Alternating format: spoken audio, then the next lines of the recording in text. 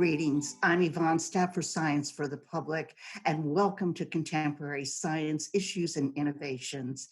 Today's program is Spotlight on the Impact of the Wildlife Trade, and we're about to hear some amazing facts and figures. Our two guests are the authors of a June article on just this topic in The Conversation. The first is Maria Ivanova, Associate Professor of Global Governance and Sustainability at the University of Massachusetts-Boston. She's also visiting scholar at the Center for Collective Intelligence at MIT. Our second guest is Candace Fermiglietti, Ph.D. students at global governance and human security, and also research associate at the Center for Governance and Sustainability at the University of Massachusetts-Boston. We are very pleased to welcome Dr. Maria Ivanova and Candace Fermiglietti. Welcome, folks. Thank you. Thank you very much for having us. And I would like to start, I think since we have arranged this talk, there have been like 3 or 4 articles on the wildlife trade just very recently. And your article has just astounding facts and figures, though, and that's what we would like to hear about, because I don't think that we're acquainted with it in general. What is the wildlife trade? What does it encompass, please? Thank you. Thank you very much for having us, Yvonne, and for indeed raising the profile of this very, very important issue. Wildlife trade, and we'll talk about wildlife crime today as well. Surprisingly, there is no definition of wildlife. There is no accepted global definition, no universal definition. In the United States, when we say wildlife, we typically mean wild animals. Globally, it often refers as wild animals, both terrestrial and marine, as well as plants. However, we don't have a definition, and defining wildlife is critical. It is very important because the trade in wildlife has increased, and so has wildlife crime. For example, the End of Wildlife Crime Initiative, there is a recent initiative that started called the End Wildlife Crime Coalition. It estimates that the global impact, the global economic value of wildlife crime is between $1 and $2 trillion a year. In order to be able to regulate this, we need a definition of what we mean by wildlife. And much of this wildlife crime is actually driven by trade, which takes different forms. And it shows up in a variety of places that Candace and I have written about, and we characterize them as food, fashion, and pharmacy. Right, so I'll talk a little bit about the forms that those can take. It can be both live animals and also what they term wildlife derivatives, which is the trade in wildlife parts. So live animals might include anything from exotic pets, roadside zoos, or for scientific research. And one astounding thing is that the trade in exotic pets in the US is robust. Although it's hard to say exactly how many, because no government agency is tracking them. One example is tigers. In the US, we have an estimated 5,000 to 10,000 tigers in captivity, and that's more than the 3,900 that are estimated to be in the wild. Also, if we're talking about wildlife parts, some of the things as Maria mentioned, we have food, fashion, and pharmacy, which we like to talk about, or folk remedies. And that also, we have hunting trophies and other uses of exotic animals for ornamental purposes, which could be car or home decor. I understand that these like folk medicines or other kinds of things, uses for medications, things, and also even various kinds of food, things that are rather exotic. What is the biggest of these? Does that matter? Are they all about equal? What? There are so many, and I'm actually, one of the things I was going to talk about a little bit later is the pangolin. Yeah. So that has recently really, that animal particularly, it's the most heavily illegally traded mammal in the world. They're small, scaly anteaters that are native to Asia and Africa, and they walk on their hind legs and they hold their arms in front of them like little T-Rex.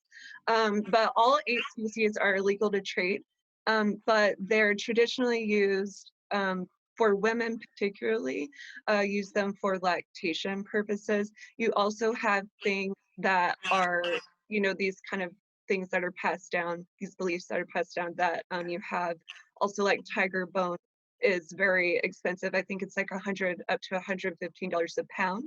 And that's typically used to treat a variety of ailments. You also have rhino horn. I mean, like really, I could go all day.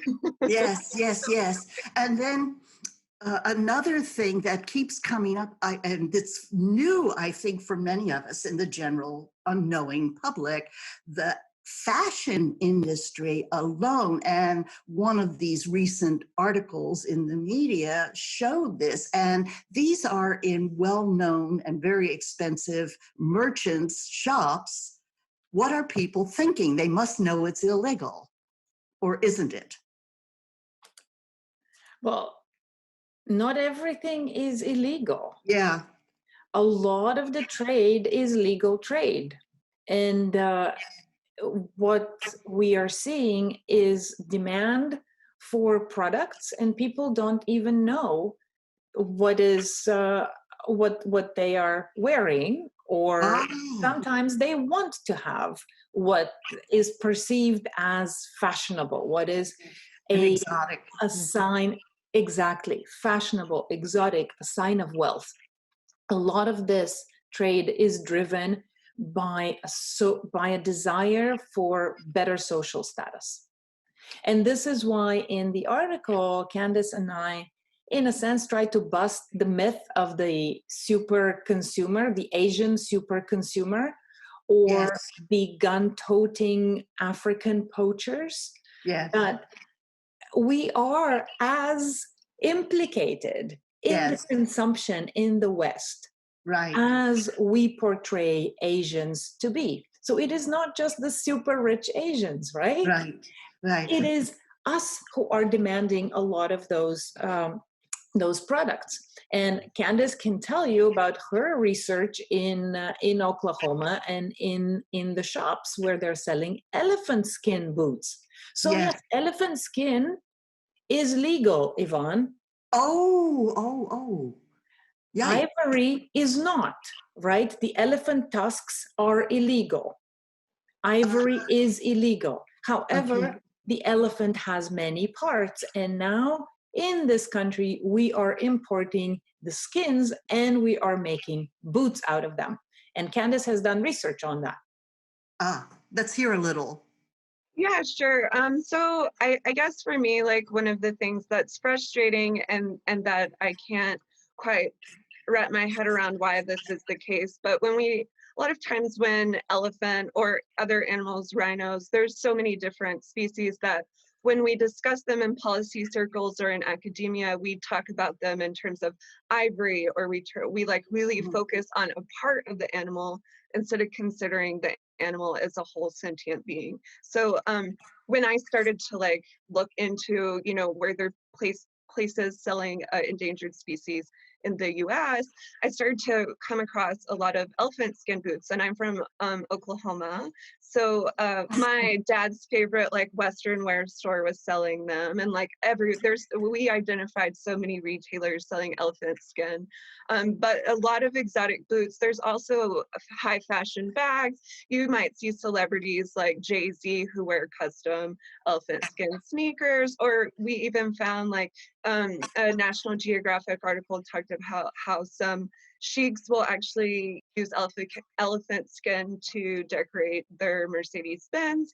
So you have a lot of these different uses for elephant skin, but in general, it's a high luxury item, no matter what different market it is in. So it's Right. definitely talking about the way culture interacts, like we can see in Asia, they typically consume the ivory, and then in the US, we're typically consuming skins, and most of it is in the fashion industry that we can see.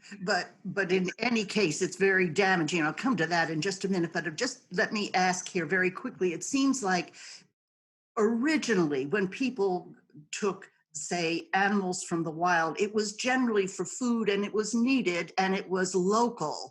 But now there's this gigantic trade in all kinds of things from animals, mainly parts that they're going to use in some kind of food.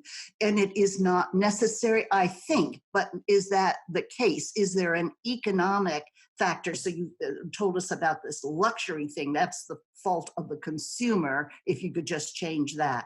This other is like this economic thing where our poachers, do they have no choice but to get into this? Is this, say, food or parts necessary for some economic level? So we always have a choice.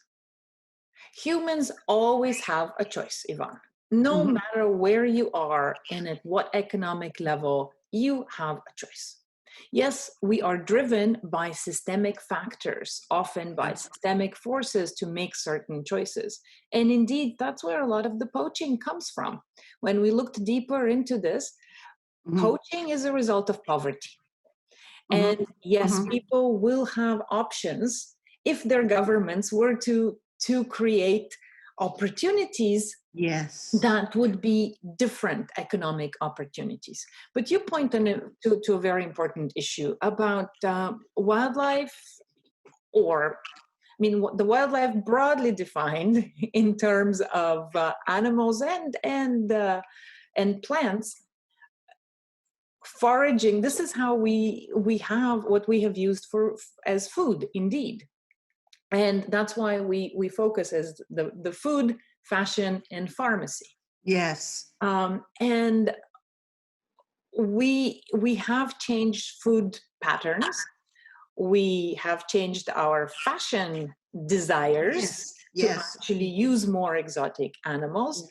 And indeed, a lot of cultures will use animals' parts in pharmacy.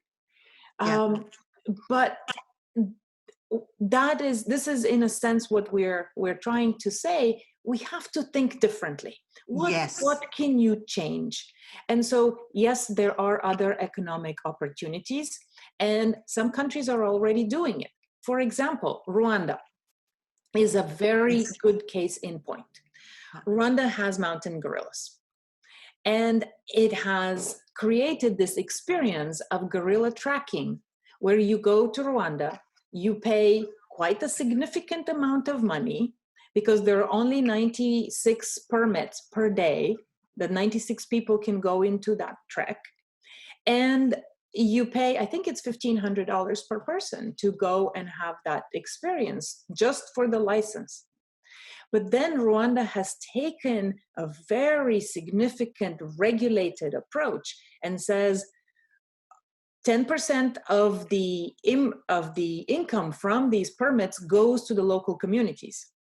So they build schools, they build roads, they have economic opportunities. But then this gorilla trekking opportunity is also creating jobs for various types of people. And it is also encouraging to conserve the wildlife that you have. And the government has also put aside a fund, and it pays farmers in case the gorillas destroy their crops. So this creates the opportunity to live peacefully with the wildlife in the park. Yes, this is really important information. I think we're not aware that there are these alternatives, that people will just think them out, nation by nation or community by community. Yes. Also, if I could just kind of build on what Maria said, also recently with with China banning wildlife markets, there has been they've recently offered to buy the wild animals, buy out farmers to grow plants instead of harvesting wild. wild animals. So that is another example. And this is like one of the important points that I think is critical. In the past, the solutions, both in academia and globally, a lot of our focus has been on militarizing our anti-poaching forces or on big tech solutions. But a lot of this that is so critical now is that we really need to support these local livelihoods, because we do know that the consumption or poaching in this case is linked to poverty. We really need to support local livelihoods, and people transitioning out of wildlife related industries, they need to be supported with opportunities for decent work. And so with that, nationally and internationally, we need to be scaling up our conservation measures instead of scaling back right now. Thank you, because that's all really very helpful. I'm impressed that some governments are trying to address the situation by alternatives, not just by prohibitions, but by alternatives, looking at the real problem. Does any of that have to do with a greater recognition of the impact on ecosystems by any chance? Do you all look into that? The impact on, like, you remove some of these large animals on a large scale, it messes up an entire ecosystem. And I believe in your article you even mentioned plants, trees, or whatever too. Does this mess up ecosystems? Yes. The obvious answer to that is follow up. Is there? Can you explain it a little bit? Because I think, again, we don't get this kind of information in the public. We don't have a good sense of ecosystems and their fragility with this kind of stuff. That's right. We, as humans, we do impact ecosystems, and in turn, we are impacted ourselves. Yes. So we're living through this right now, Yvonne. Yeah, big time. Yes. Exactly. What is happening is that we have expanded our spaces into the ecosystems. Yes. We have pushed back wildlife. We have destroyed habitats. And we're going further and further into the natural habitats of wildlife. We have started extracting more and more wildlife for our own consumption fancies. And nature is pushing back through zoonotic diseases that we are living through. We are at risk. But also this push on wildlife and on nature has led to, as the UN said in 2019, 1 million species are at risk of extinction. Right. That could lead to the 6th extinction event. And the more we impact ecosystems and we remove, whether it's plant or animal species from those ecosystems, as you said, we also exacerbate climate change. And in turn, that leads to far more deleterious conditions for us to live in. And so everything we do is a cause and effect relationship. Right. And I think through this zoonotic disease crisis that we're living through currently at a global level, I mean, it has been months. We've been at home for 4 months. Candace and I are at the University of Massachusetts in Boston. It's an educational institution, it's the only public university in Boston. We don't know what's going to happen in the fall, right? Right. Now we cannot even welcome our international students. Yes, another issue, right? And yet this issue is connected to wildlife. Absolutely, absolutely. Everything is connected. Yeah, we're learning. Exactly. Everything is connected, and yet we don't have the policies that treat these issues as connected. We don't have the responses, and I would dare say we don't even have the education that actually treats these issues as connected. And this is what we have been actually working on. Yes. And the doctoral program in which Candace is a candidate currently in global governance and human security treats these issues in a transdisciplinary way as interconnected Right. part of a whole. That's what I'd like to go to next, but I do want to make clear that you've brought out several things we are not aware. I can't believe it, but well, it's because this is a science organization, but people have been talking about the zoonotic threat for years, and they still can't get the governments to pay attention. And then you need the governments to pay attention in order to get the word out to the general public. Well, that's kind of your territory, the issue of the need for who's going to manage that information and manage those policies. And I'm so impressed with the work that you folks have done on the need for international cooperation. It looks like you need international policy cooperation. Please tell us what it is you do and why that is so necessary. We do. Okay. So let me look at this in a couple of ways. Both Candace and I are researchers, we're scholars, but we're also engaged in policy. And so what we do is we produce scholarship with policy impact. Mm-hmm.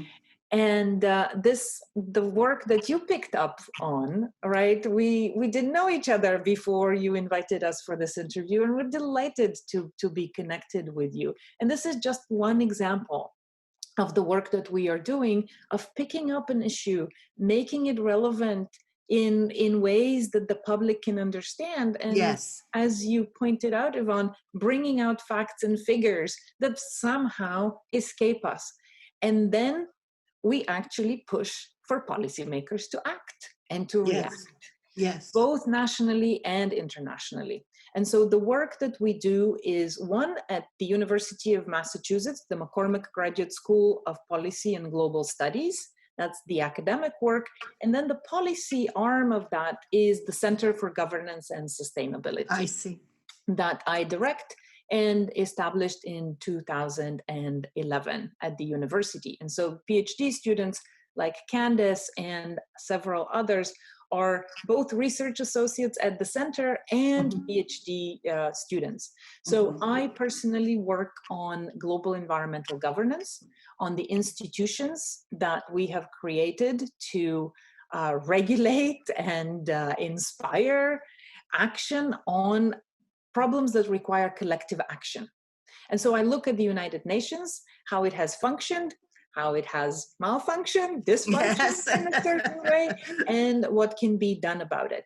I studied the United Nations Environment Program, which is the anchor institution for the global environment. It was created in 1972 with the first UN conference on the global environment, the Stockholm Conference, and it was as a result of that Earth Day foment that happened in the United States. And this is another thing we don't talk about, is that it was actually the United States that led to the creation of these global institutions. Whether it's the United Nations in the 1940s after World War II, or whether it is the United Nations Environment Program. And yet what we're seeing right now is the United States exiting the Paris Climate Agreement, the World Health Organization. Yeah, right. And so our scholarship is about issues that are relevant, that are current, and we seek to influence the minds of people, but also the actions of governments. And Candace can tell you about her research, which is indeed on wildlife. And we have a lot more facts to share with you about wildlife. Yes, we're going to run out of time before you can share everything. Get especially clear what it is you attempt to do in terms of this, getting international policies sort of established, and why there is a need, if you think so, for like an international approach to these problems. if you can tell me that. So one part of my research is on wildlife trade, and then the international policy aspect of that is the Convention on International Trade in Endangered Species.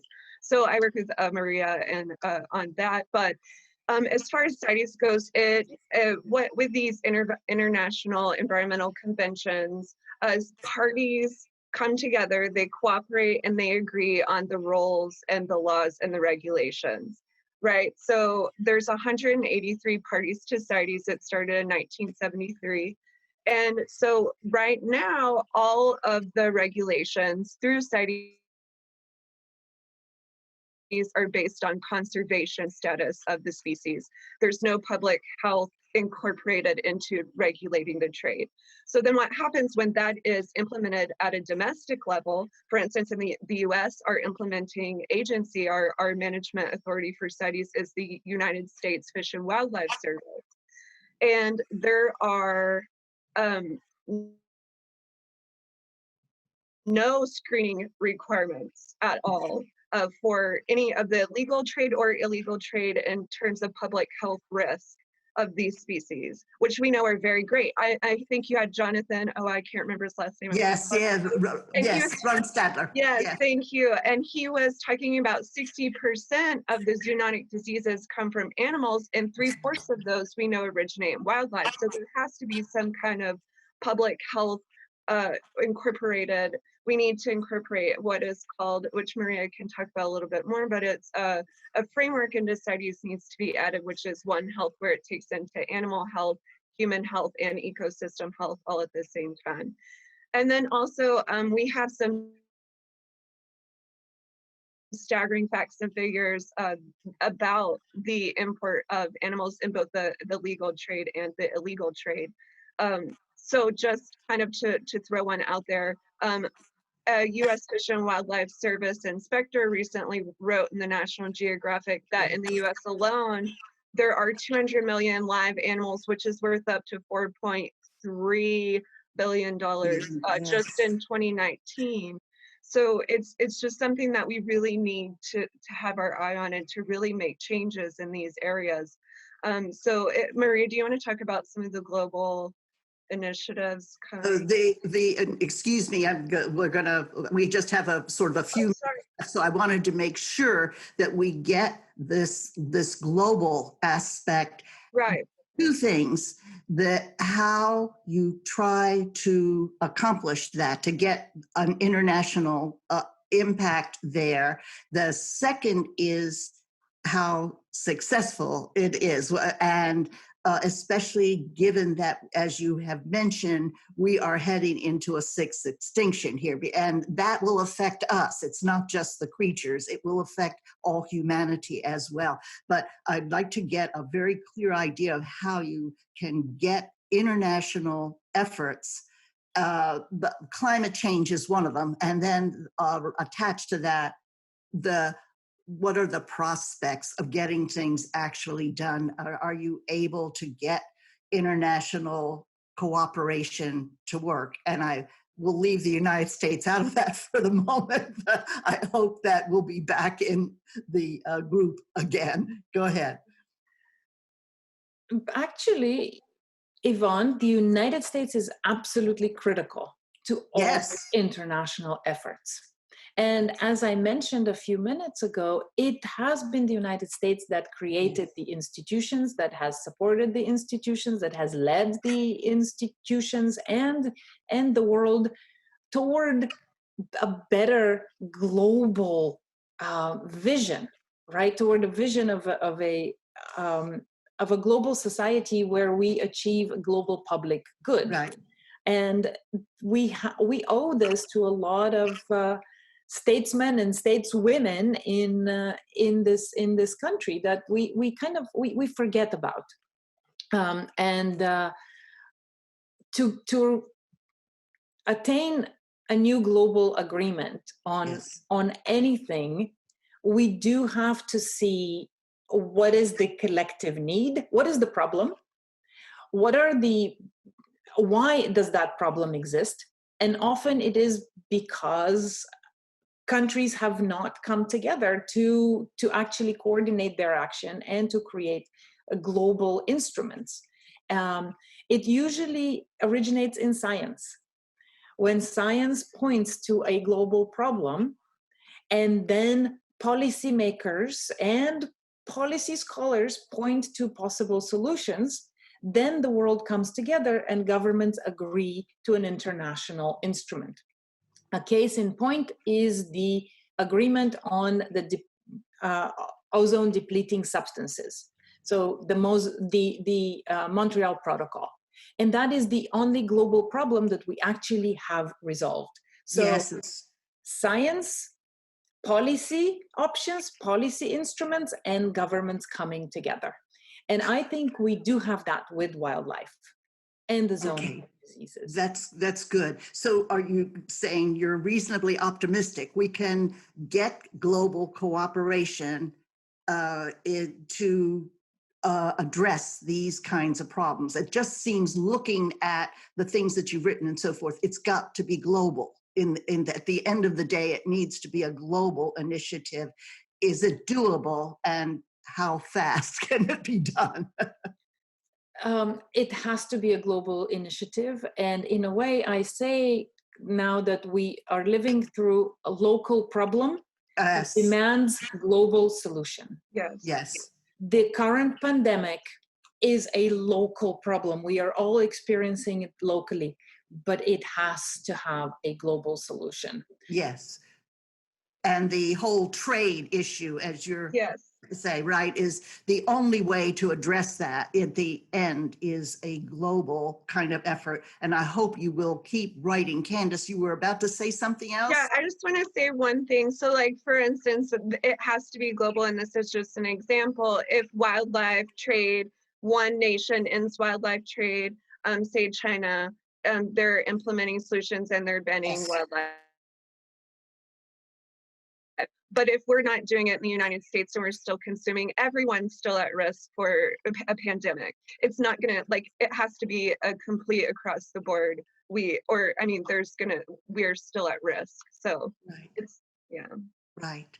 And so at the end of the thing, the issue is it's health, it is economics, it's a whole lot of things that impacts the whole society. We're not aware in general that just this issue has such a broad effect on us, not just on the wildlife, it has an effect on the globe.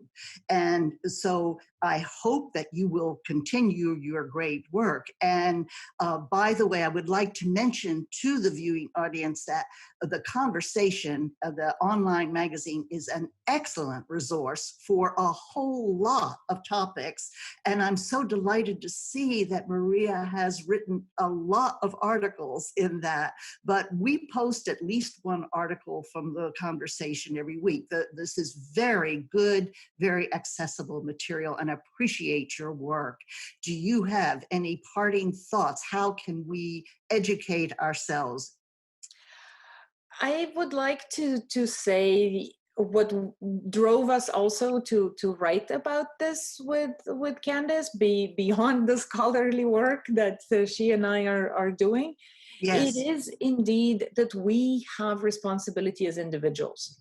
And as little as that seems in the face of global environmental problems, in terms of wildlife, we have agency. And this is why we appeal for end of consumerism and for conscious consumption. And so we would like to appeal to your viewers to think about what we are consuming, what we are putting in our bodies, what we are putting on our bodies, and what we are putting on our faces. Food, fashion, pharmacy are critical. And we have agency over that. So having the public consciousness, it worked to a large extent with environmental concerns, climate, it's getting there. It's just that you still need a policy at the end of the day. But I really appreciate the work that you're doing. Please keep it up. Please keep getting out there to the public, because I think there's a lot of appreciation for what you're doing. It's that we don't see a lot of it in the media. in general, it seems like, but Yeah. as I mentioned, I was surprised to see several articles all in a row about this wildlife issue now. And please keep doing your wonderful work.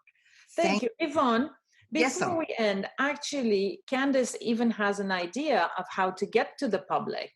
Okay, get to the public, go. All right. So we know that demand reduction campaigns are necessary. Yes. And that was one of the reasons we wrote the articles, because we do need to focus on target markets and getting this message out. And that way that we have some voice for the endangered species. And as I mentioned, I'm in Oklahoma, and there's a very big demand for exotic animals there. And we need celebrities to get on board that have influence in these target markets. So as a fellow Oklahoman, I think Blake Shelton is a primary example of someone with influence in the Western wear market, or with retailers, and also Gwen Stefani in street style and high fashion. But we really have to start getting celebrities involved, start campaigning, and also encouraging individuals to petition their local lawmakers, and also just pushing regulation, because we have to really start to get this out, because not a lot of people know about it, as you mentioned. Yes, but then the other thing attached to that is that we in the public, as we do become informed, have an obligation to put pressure on legislators. Exactly. So we get rules and regulations, at least in the country, and that sort of thing. Yes. So thank you ever so much. This was very, very interesting. Please keep writing. Write letters to the editor. Do things like that. We really appreciate this. Again, thank you very much for joining us today. Thank you. Thank you, Yvonne. Pleasure. Bye-bye. Bye.